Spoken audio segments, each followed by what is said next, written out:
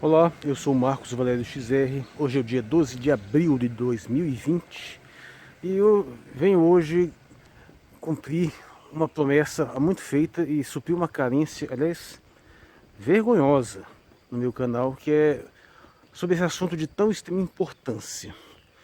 Meu principal objeto de preocupação sempre foram as mentalidades. Claro que eu tenho interesse por filosofia da natureza, por física, por questões materiais, mas eu tenho me concentrado muito mais em formas de pensamento.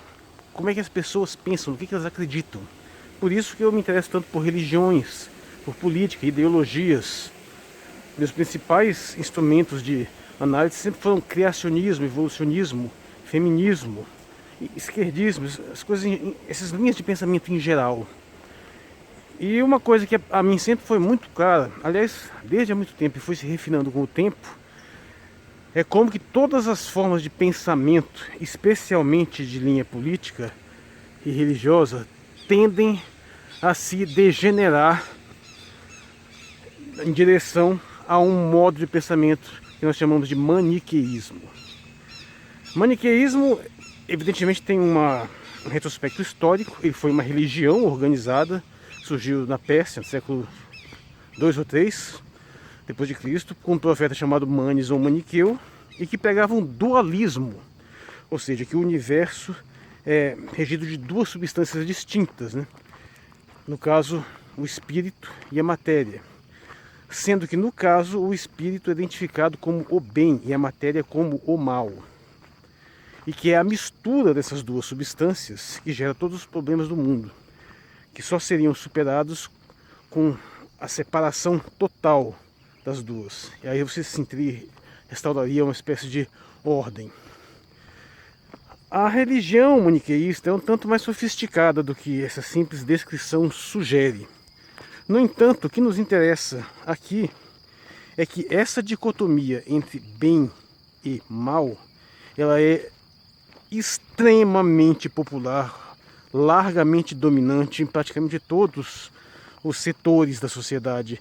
E não precisa ir longe, todos nós passamos, pelo menos nossas infâncias e adolescências inteiras, vendo filmes, desenhos, livros, programas de TV, com essa dicotomia claramente marcada de que tudo pode ser entendido como uma luta do bem contra o mal.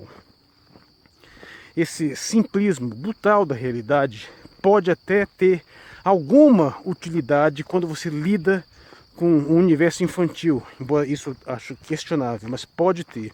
Mas quando você sobe ao nível de uma vivência mais madura, ao nível de um mundo real, de um entendimento de mundo, é completamente impossível que ele seja outra coisa a não ser deletério. Por quê? Por que é tão problemático fazer esse tipo de divisão? Porque o maniqueísmo não apenas estabelece essa divisão de uma forma pragmática, que é uma divisão que pode ser feita, sim, de um modo operacional, como, por exemplo, separando aquelas coisas que são universalmente repudiadas daquelas coisas que são universalmente aclamadas. Só que essa separação pragmática, na realidade, ela não pode violar o fato de que, no fundo, não existe uma essência do mal.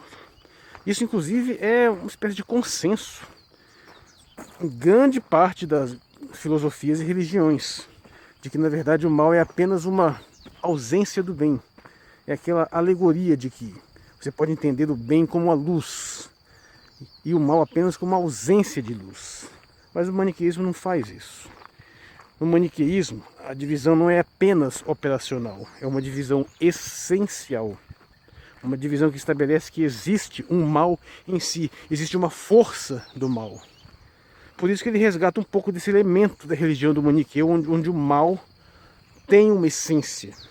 E na realidade você pode até entender que o problema todo reside exatamente nisso.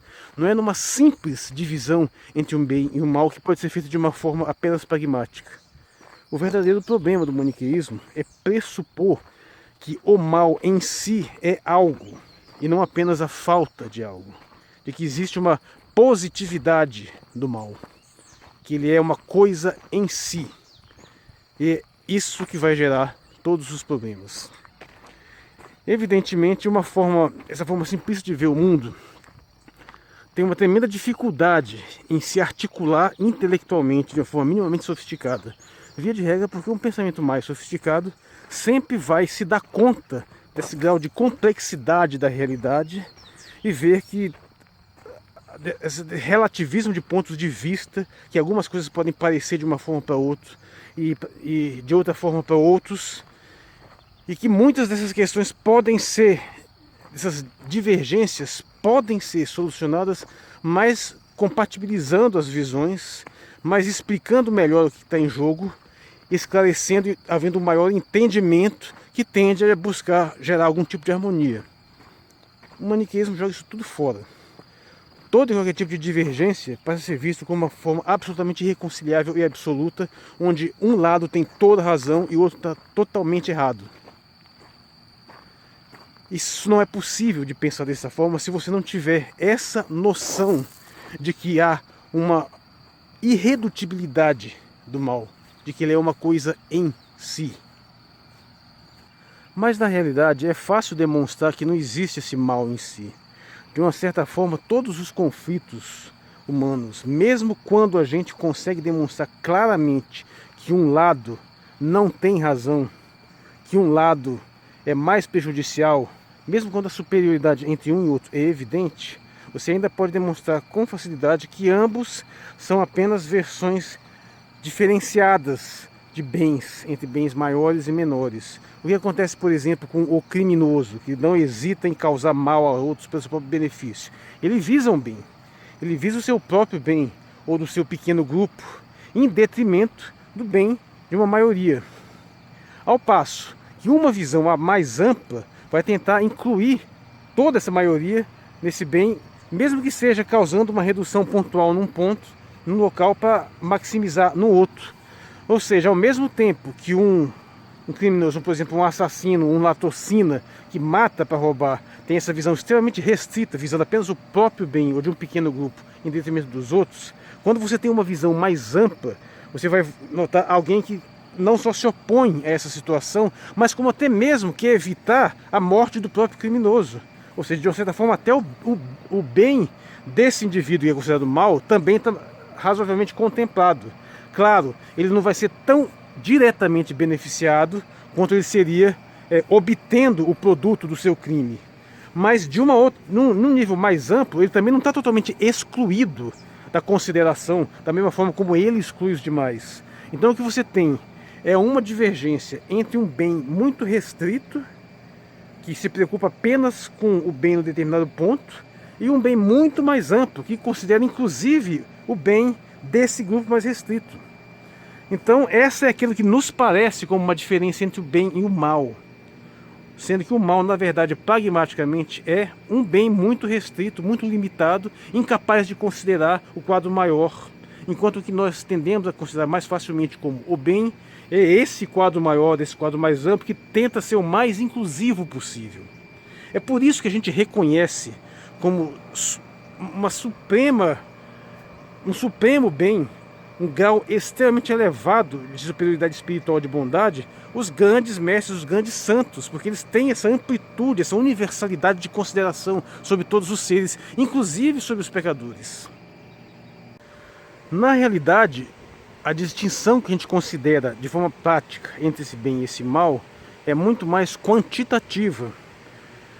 Ou seja, o bem, aquilo que nós entendemos como bem, ele é mais amplo. E aquilo que nós podemos entender praticamente como mal é um bem restrito. É uma questão de quantidade. E por que não pode haver o mal absoluto? Porque seria um bem infinitamente restrito, ao ponto de ele não ser nada. É por isso que se diz que o mal em si, na realidade, é nada. Ele é uma ausência total de bem. Ele não tem existência em si própria. Eu faço um exercício de reflexão. Observe que existem vários tipos de virtudes diferenciadas, de bens psicológicos. Pessoas podem ser mais inteligentes ou mais benevolentes, mais justas, mais corajosas, mais ousadas. Existem virtudes diferenciadas. E não tem como existir apenas vícios. Uma pessoa não tem como existir apenas com vícios. Ela tem que ter pelo menos uma, por mais ínfima que seja, uma virtude para que ela possa existir. Não tem como uma pessoa ser 100% perversa, 100% estúpida, 100% covarde, tudo, porque senão ela não consegue operar no mundo, ela não consegue agir. Para ter uma capacidade de ação, você tem que ter algo de positivo, por menor que seja. Isso ilustra, de uma certa forma, por que o mal não pode existir por si só. Ele sempre depende de algo. O criminoso, mesmo que seja um criminoso violento, então tem que ter alguma coragem, tem que ter alguma ousadia, tem que ter alguma perspicácia para conseguir se livrar. Caso contrário, ele não dura muito tempo. E, evidentemente, quanto maiores forem as virtudes e mais diversificadas, porque as virtudes são sempre compatíveis entre si, quanto mais amplas elas forem, mais você maximiza as possibilidades existenciais. Um melhor entendimento dessa questão exige ilustrações. Essas aqui eu tirei da minha dissertação de mestrado. Você pode observar que na visão maniqueísta, o bem e o mal são entidades distintas que se misturam. E na visão também, que já é um pouco mais sofisticada, que distingue a positividade do bem da negatividade do mal, ainda assim existe uma certa ingenuidade, uma certa visão equivocada, que tende a ver o bem como se fosse mais restrito do que o mal. É muito comum essa alegoria do bem como se fosse um sol, um centro brilhante, em torno do qual existe um vazio. Essa noção, ela é errada, ela é equivocada, porque ela tem o péssimo hábito de tentar restringir o bem como se ele fosse uma coisa menor do que o mal. Quando na realidade você pode fazer isso de uma forma totalmente invertida. Essa é a visão mais correta. O bem, ele é infinito, ele não tem limites. Ao contrário do que muitas pessoas ingenuamente pensam, não existe essa de o bem ser um pontinho ínfimo num universo infindável de mal. Inclusive, muitos místicos, muitos pensadores fazem uma alegoria extremamente popular e totalmente equivocada de que as coisas boas convergem para um ponto, como se você fosse entender como se fosse uma pirâmide, e quanto mais alto, mais elevado, mais restrito. Essa visão é simplesmente errada. É o contrário. Quanto mais próximo, se você for pegar nada, pessoas amplamente realizadas, possibilidades de felicidade, você vai ver que elas estão extremamente amplas. Você pode ser uma pessoa realizada e mais feliz na política, na filosofia, nos esportes, na ciência, e dentro deles tem uma infinidade de opções esportivas diferenciadas, uma infinidade de opções artísticas. E você vê que elas são compatíveis, não tem nada de incompatível no universo de uma pessoa que se dedica ao esclarecimento das massas, se dedica à educação, com o universo do artista, que se dedica a determinadas formas de expressão, com o universo do cientista, que se dedica a uma determinada área do conhecimento. Tudo isso é compatível dentro de uma estrutura ampla, maior, de conhecimento, de cultura, de sabedoria, de elevação, que vai para um alto, mas é por um alto também para um mais amplo, uma espécie de esfera de crescimento que se afasta daquele ínfimo nada ali no centro, que quanto mais perto do centro, mais restrito. E dessa mesma forma você vê que as coisas que nós consideramos muito facilmente como mal, elas têm um ponto em comum, elas têm a carência em comum, elas têm a tragédia em comum, elas têm a infelicidade em comum, e todas elas vão na direção do nada, que é a deterioração, a pobreza, a miséria, tanto física quanto mental, espiritual, e por fim a morte, o nada. Todos os nossos movimentos existenciais que são considerados bons são movimentos de afastamento de um nada em relação a um algo. Nós, quando nascemos, nós saímos originalmente de um nada, vimos da não existência, só que nós estamos subindo. Por isso que os bebês, as crianças são tão belos, porque eles são uma subida constante em direção à realização de algo. Eles vão aumentando suas capacidades, aumentando suas aptidões, expandindo seu universo de ação, de compreensão, seu universo cognitivo. Ou seja, é um crescendo para o mais amplo. Ao passo que o processo de degeneração, de adoecimento, de morte, vai fazendo um movimento contrário. E é por isso que nós somos muito mais parecidos, quanto mais perto do nada, do que quanto mais elevados. Dois bebês são muito mais parecidos entre si, apesar de suas diferenças, do que dois adultos. Porque os dois bebês vão ter basicamente as mesmas necessidades. Eles vão ter basicamente os comportamentos muito parecidos. E a mesma coisa vai acontecer quando você está num nível de degeneração, que com o adendo que, como você já tem um histórico mais diferenciado, tende a surgir um pouco mais de diferenças. Mas, apesar de tudo, quanto mais próximas da morte, mais parecidas são as pessoas, e elas são absolutamente iguais no nada.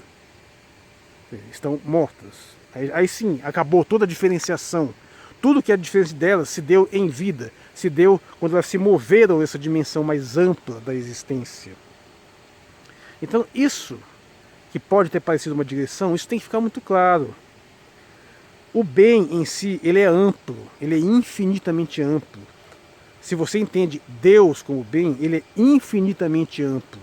Ele não é uma coisinha restrita em torno da qual giram coisas. Não, ele é o infinito, em torno de um vazio, que é claro, existe uma deficiência nessa retratação, né? Afinal nós estamos falando de coisas extremamente amplas, que na verdade são infinitas e que também resistem a retratações tão literais. Mas ainda assim, essa retratação do bem como o contrário de um ponto é muito mais apropriada do que essa representação do ponto como sendo o bem, ou mais de dois pontos distintos como o bem e o mal.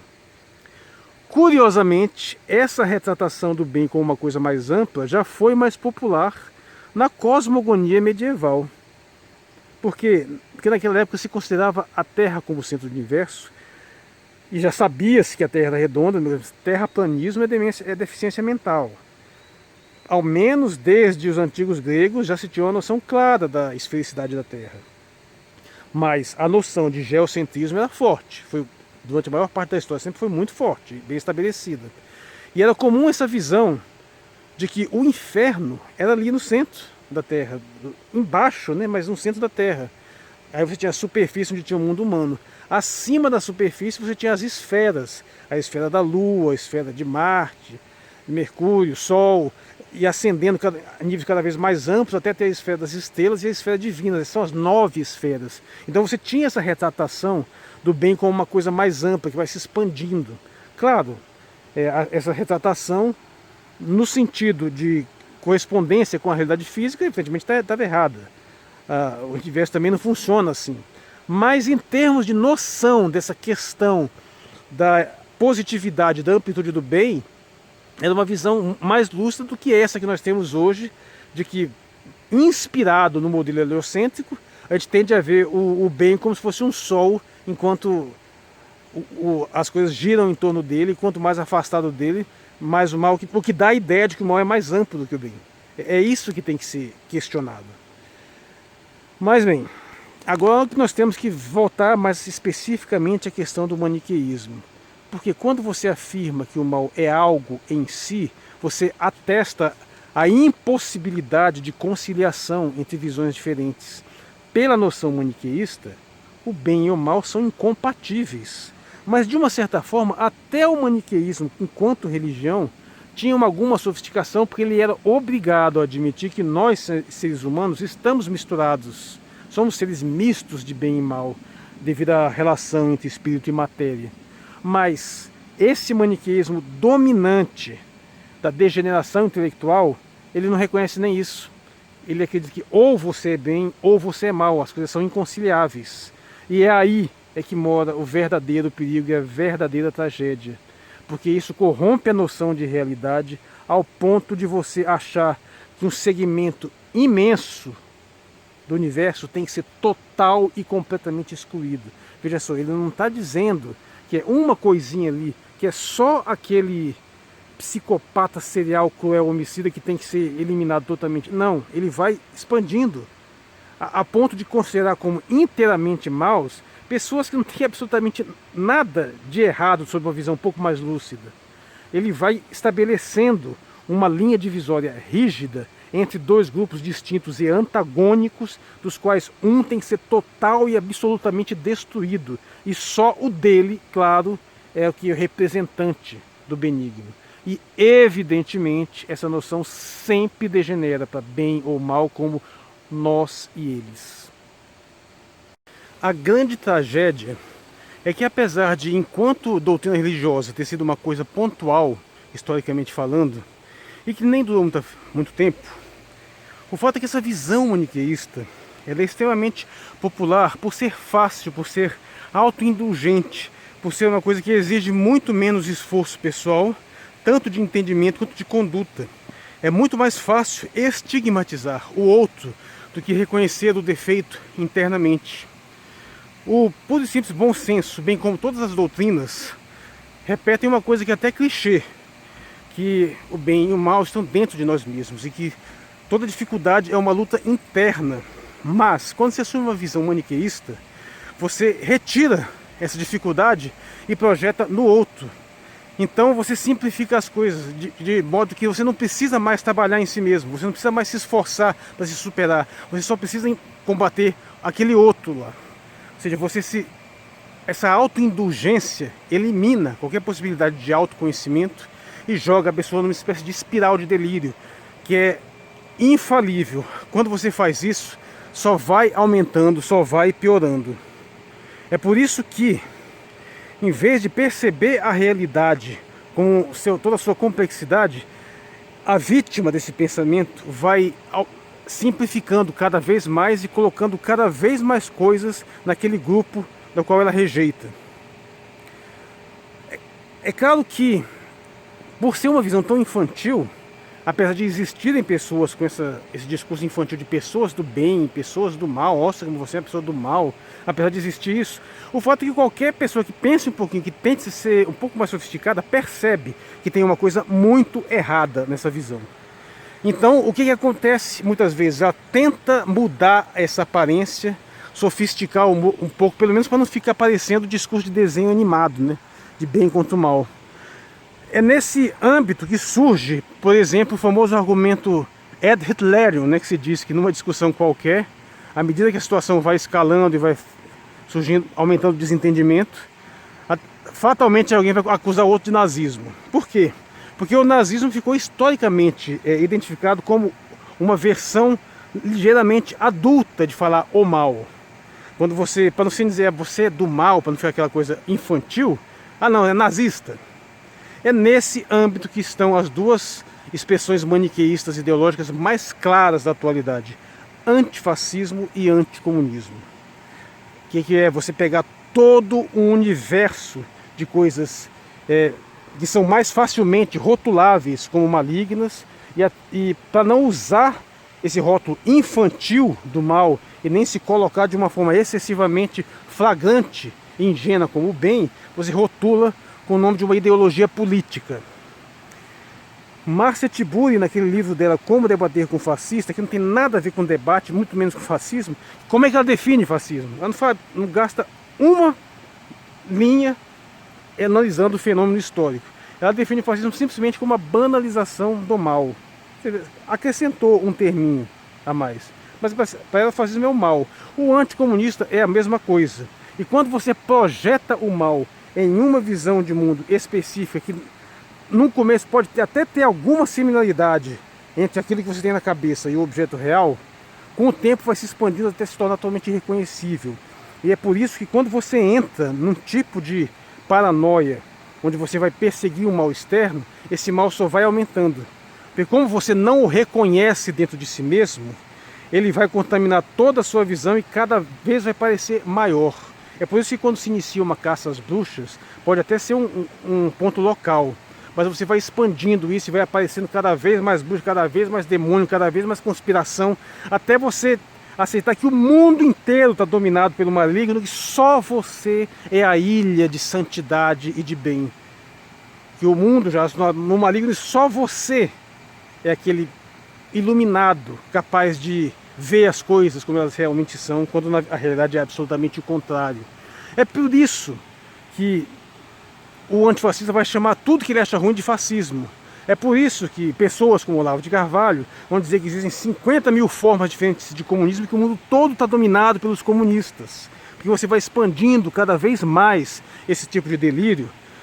E como a realidade nunca corresponde às suas ilusões, o que você faz? Descarta a realidade, expande o seu véu de ilusões.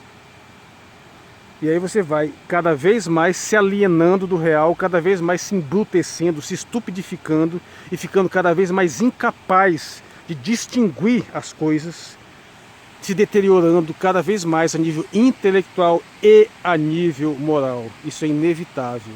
Quando eu tenho batido muito na questão do anticomunismo, quando eu afirmo que anticomunismo é miséria mental, não é tanto por ser comunismo, é porque ele é uma forma de maniqueísmo. Uma forma de se expressar desse modo maniqueísta, ao ponto de que o indivíduo acha que ele não tem mais o que corrigir em si próprio, e acha que é simples questão lá de combater o comunismo lá fora, a ponto de defender o extermínio, o genocídio, a destruição, o fim do mundo, em prol de um delírio. Mas assim, isso não se reduz, isso pode acontecer na grande maioria das doutrinas ideológicas. É simples questão de você, não importa qual seja a sua visão de mundo original, não importa qual seja a sua religião, não importa qual seja a sua visão política, se você mantém alguma distinção entre a realidade e os seus desejos, você vai ser capaz de distinguir, vai ser capaz de contribuir em alguma coisa. Mas se você cai, se você degenera para essa visão maniqueísta do mundo, não importa qual seja a sua ideologia, você sempre vai cair nessa armadilha nefasta de estigmatizar os outros e achar que só você detém a verdade, só você e o seu pequeno grupo, e que todos os outros estão absolutamente maus e não tem possibilidade de sair nada decente disso. Você simplesmente corta a possibilidade das conciliações, corta a possibilidade do entendimento. E com isso você vai destruindo tudo à sua volta, ou na impossibilidade de fazer isso, vai destruindo a si próprio. E assim como a visão maniqueísta justifica-se qualquer tipo de atrocidade. Porque absolutamente qualquer coisa pode ser feito em nome da luta contra o mal. Da mesma forma como é impossível praticar um grande mal, um mal de larga escala, que não seja em nome do bem. É sempre em nome de Deus, em nome da nação, da democracia, da liberdade, da igualdade, que se comete as grandes desgraças, as grandes matanças, os grandes horrores são sempre praticados em nome do bem.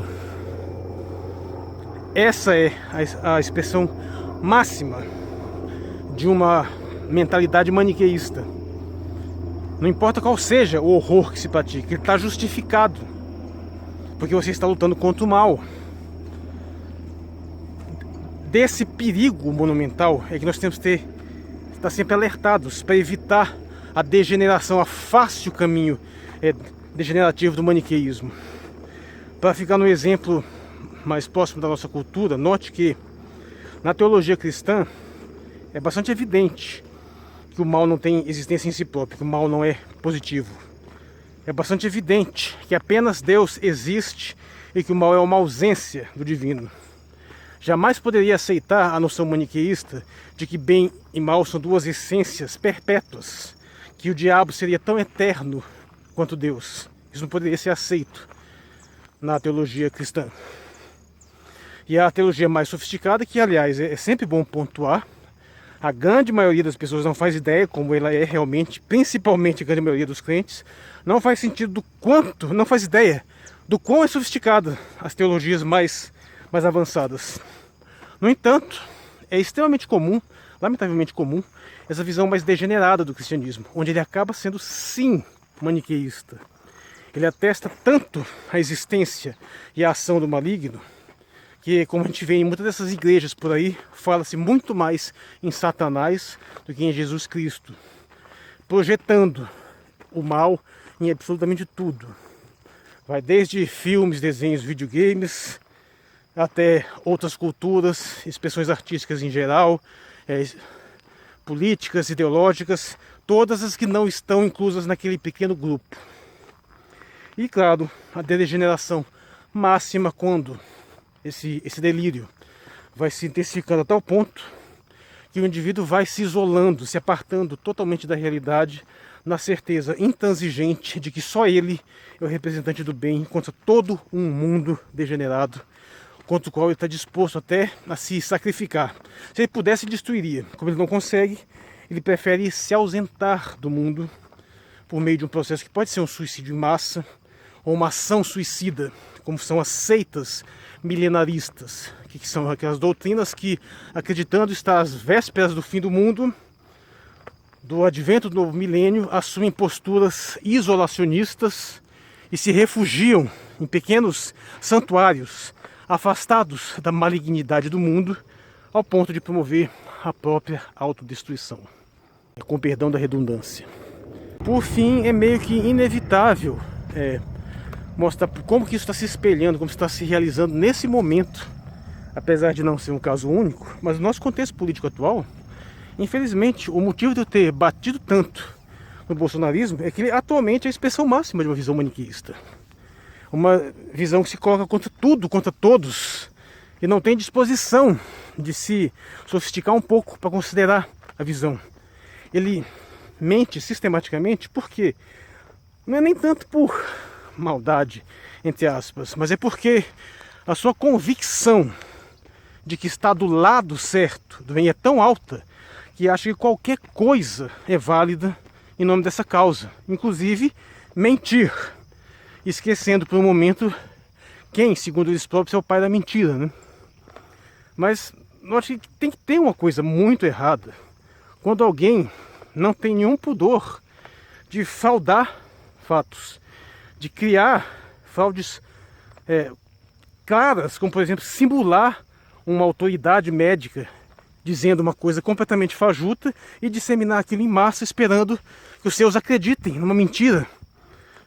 Isso é feito apenas por maldade? Não, porque ele realmente acredita que está fazendo alguma coisa. A questão é por que acredita. Invertendo, pega o Adélio Bispo. Você imagina o que o Adélio Bispo tem na cabeça. E se ele tiver a convicção absoluta de que ele está fazendo um bem, que ao assassinar Bolsonaro, ele estaria evitando um horror indizível na humanidade. Volta. E se você, por exemplo, pudesse viajar no tempo, um tema bastante comum em ficção científica é matar Hitler, por exemplo, que é visto como uma espécie de mal encarnado.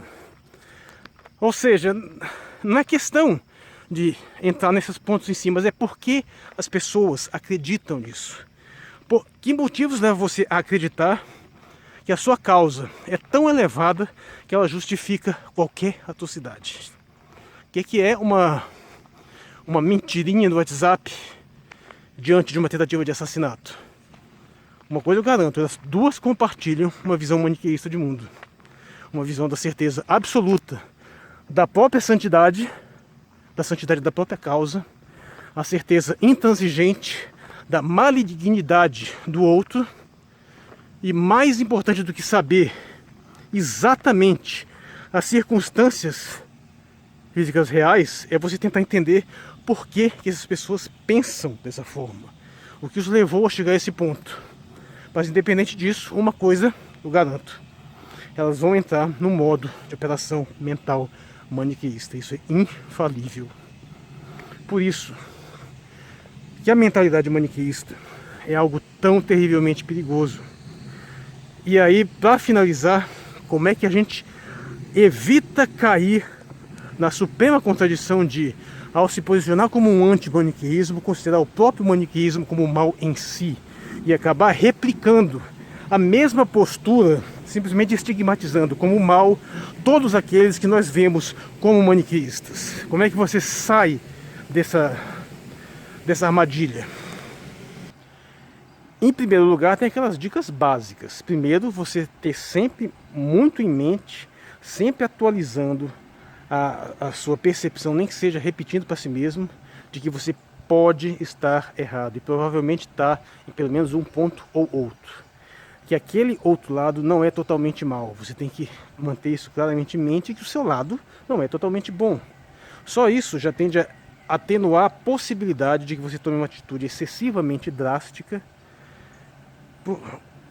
para não cair nessa mesma armadilha conceitual. Então essa é a primeira dica, que já é normalmente suficiente para evitar que a maioria das pessoas tome uma atitude violenta e estúpida. Mas o mais importante é você ter a noção muito clara de que aquela pessoa, mesmo aquela pessoa que está pensando de forma maniqueísta, ela não é essencialmente má. Ela pode estar errada, ela pode estar cometendo uma série de deslizes, assim como você com certeza também está cometendo os seus deslizes. Você pode até estar numa posição condicional de superioridade, mas você também não é perfeito. Mas aquela pessoa lá você não pode nunca pensar na simples destruição dela. Na pior das hipóteses, você pensa assim num afastamento temporário, numa quarentena, entre aspas.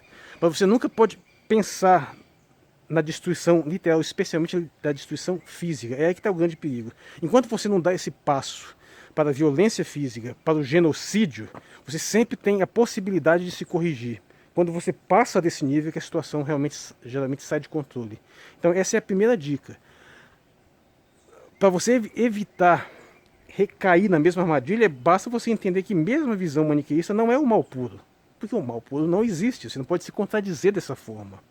Você tem que tomar muito cuidado com as pessoas que creem na positividade do mal. Mas você nunca pode cair na tentação de que isso em si é a positividade do mal. É desafiador porque significa que você está sempre, o tempo todo, se mantendo acima de uma degeneração. As coisas tendem a te atrair com muita facilidade para baixo, para o centro da inexistência. Há uma luta constante para você se manter são nesse sentido. E infelizmente tem aquela máxima, quem luta contra monstros corre o risco de se tornar um. Você tem que tomar muito cuidado para não entrar nesse processo degenerativo. Mas assim, não tem uma formulinha fácil. Primeiro, mantenha essa noção clara, o mal não existe em si. Você pode até reduzir, maniqueísmo é crença na positividade do mal, ou seja, que o mal é uma coisa em si, quando na verdade ele não é nada, ele é uma carência, ele é a ausência de algo. Então mantenha isso sempre em mente, sempre leve em consideração que você também tem defeitos, que você não é perfeito, que você está cometendo erros. Com certeza eu estou cometendo alguns erros nesse momento, você nunca pode tirar isso... Nunca pode deixar isso escapar do seu horizonte de percepção. É uma questão mais quantitativa do que qualitativa. Não é que eu estou totalmente certo, eu não posso nunca ter esse pressuposto. Mas eu posso pressupor pelo menos que eu estou predominantemente certo. O simples fato de você considerar absolutamente correto já é um péssimo sinal. Então é isso. Reflite sobre essa situação, observa como é que as coisas funcionam assim, fujam da mentalidade maniqueísta, nem seja tomando precauções assim, de afastamento, de evitar determinados conflitos, e nos momentos corretos, sim, às vezes você tem que bater de frente, às vezes eu bato de frente, eu não deixo chegar alguém no meu espaço e vim praticando qualquer tipo de estupidez. Essa coisa você tem que demarcar os posicionamentos, mas eu também não me iludo mais que eu sou capaz de salvar essas pessoas. Porque para eu ser capaz de fazer isso, eu teria que estar numa condição de bem muito mais alta do que eu realmente estou. E também porque eu não posso partir do pressuposto que elas estão tão erradas e tão corrompidas a ponto de precisarem ser salvas por mim. Eu não tenho esse potencial. Mas muito cuidado com esse salvacionismo, com essa ideia de que as pessoas estão esperando desesperadamente para serem ajudadas por você. Essa noção imperialista e literalmente racista, que muita gente não entende esse nível de racismo, de achar que os povos de determinados países estão implorando para serem libertados pelos Estados Unidos. Tirem da cabeça essa noção de que, ao seu ver, aquilo que você defende é a iluminação pura contra as trevas lá do outro. Isso é pensamento maniqueísta também. Eu sou o Marcos Valério XR, hoje é o dia 12 de abril de 2020. Muito obrigado por sua atenção.